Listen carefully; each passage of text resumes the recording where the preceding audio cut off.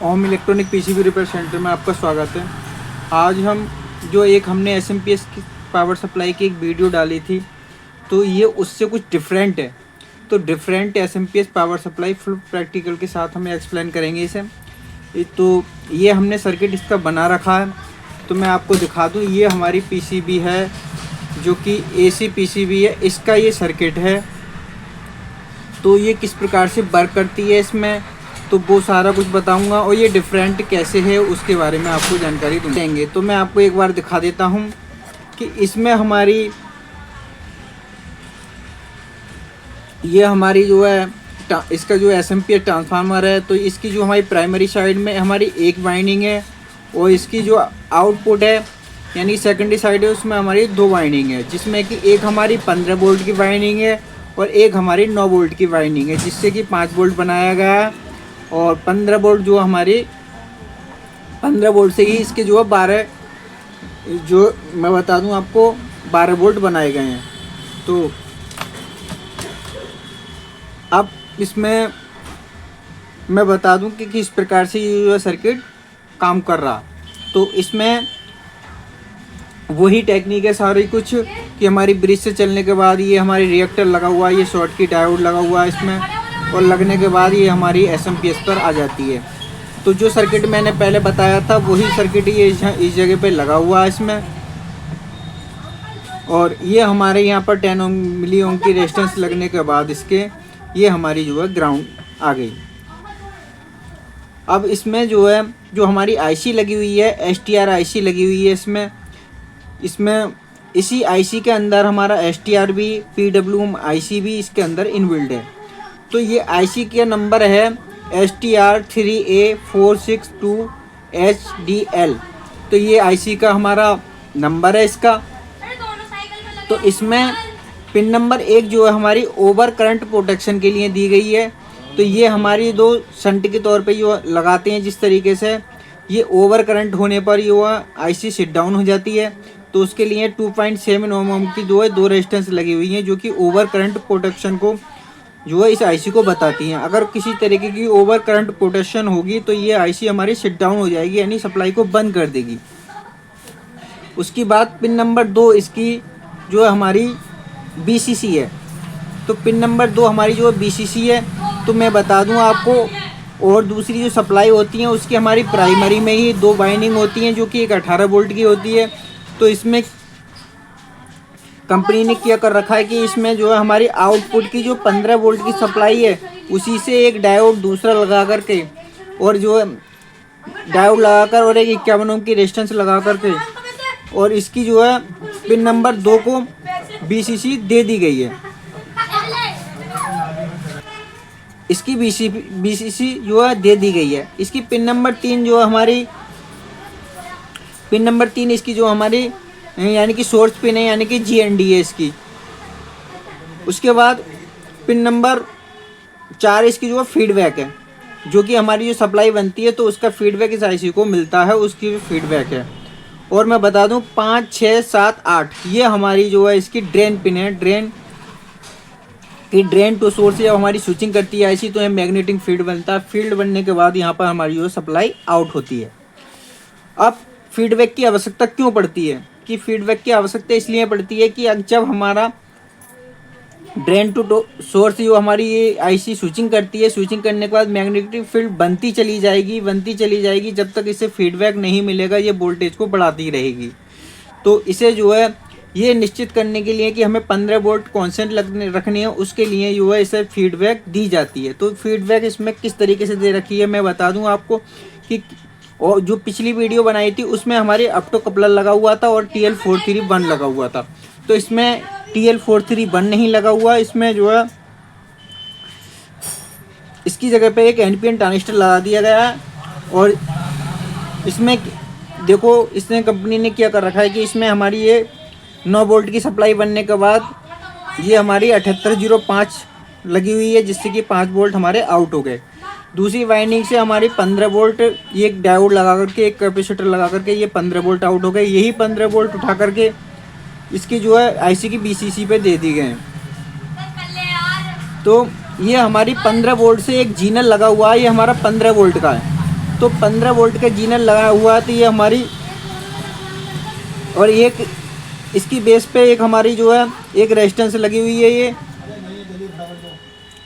तो ये यहाँ पे एक डिवाइडर बना दिया जाता है जिससे कि 650 मिली वोल्ट पर ये हमारा जो एनपीएन ट्रांजिस्टर होता है वो ऑन हो जाता है। ऑन होने के बाद हमारी इमीटर से कलेक्टर की तरफ ये हमारी ग्राउंड को ये फीडबैक के तौर पे जो है इसकी पिन नंबर 4 पर हमारी दे देगी। तो ये इसे जो है फीडबैक मिलना शुरू हो जाता है। तो क्या होता है मैं बता दूं आपको, जब ये आईसी स्विचिंग करेगी, स्विचिंग करते करते 15 वोल्ट से जैसे ही हमारे वोल्ट ओवर होंगे, यानी कि 15 वोल्ट से हमारे लगभग 16 वोल्ट के करीब होंगे, तो आपने देखा होगा कि हमारा जो जीनर डायोड होगा वो रिवर्स वाइज काम करता है। यानी कि मैं आपको बता दूं,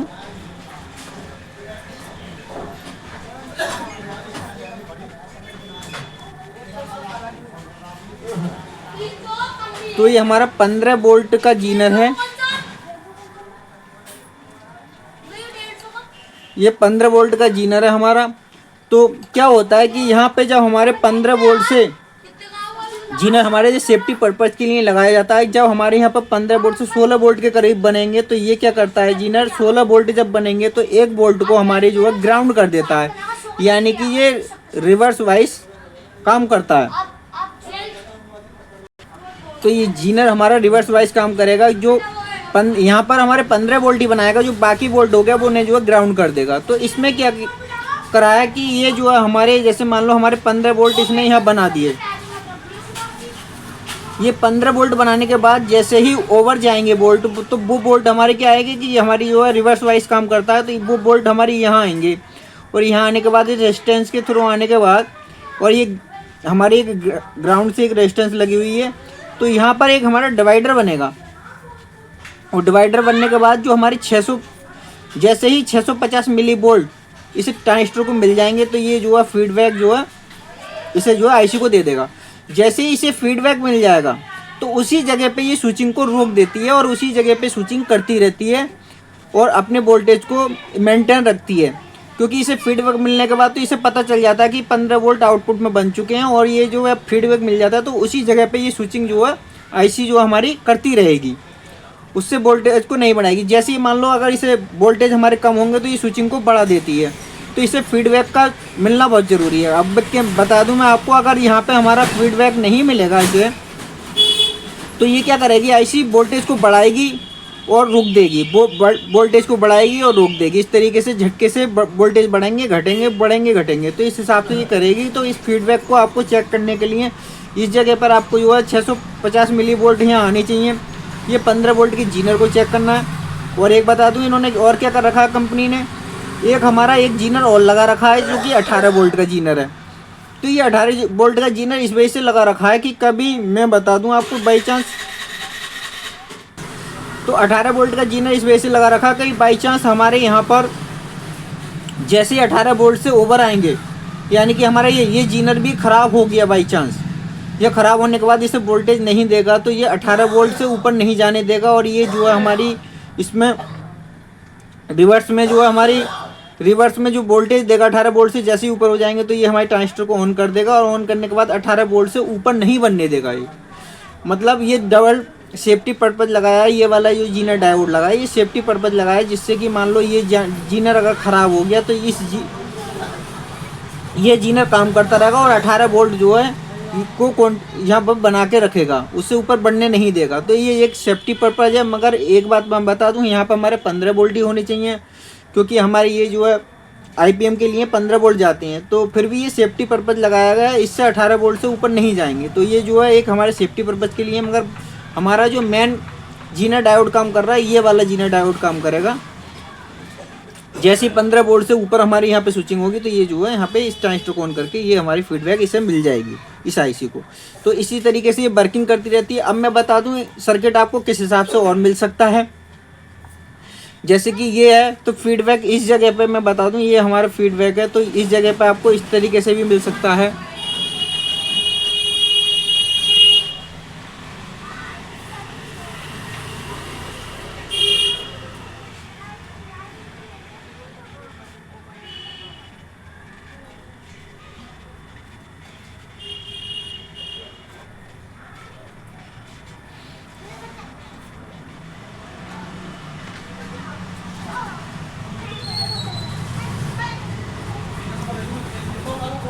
तो आपको इस तरीके से भी सर्किट देखने को मिलेगा।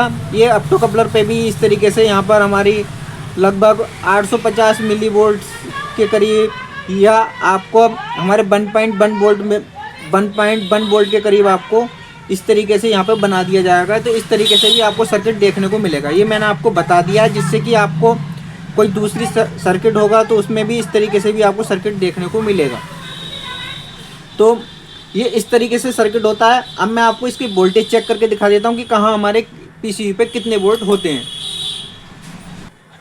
तो ये हमने सप्लाई लगा ली है। सप्लाई लगाने के बाद ये मैं दिखा दूँ आपको, ये मैंने वायर जो है ग्राउंड से लगा ली है।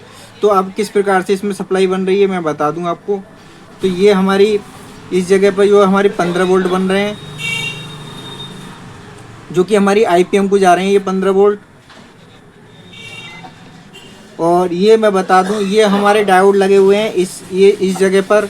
ये हमारे 15 वोल्ट आने के बाद ये हमारे यहाँ पर इस जगह पर ये जो है 12 वोल्ट बनते हैं, जो कि हमारी रिले के लिए बनते हैं ये।